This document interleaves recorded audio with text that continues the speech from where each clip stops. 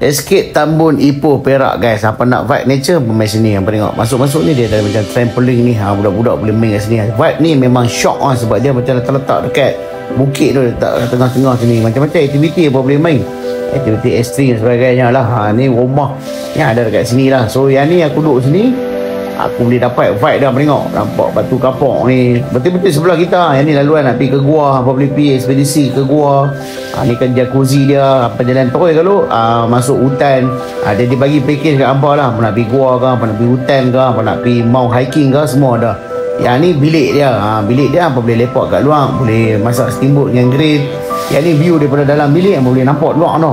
Betul-betul tepi bukit luar ni. Allah, sur kalau tidur malam. Allah.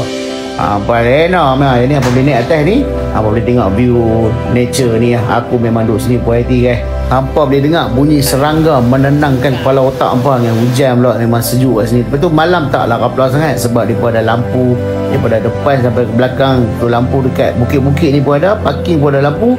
Jadi secure lah, boleh keluar masuk tanpa hampa kapla. Jom pergi Escape Ipoh Tambun Surah.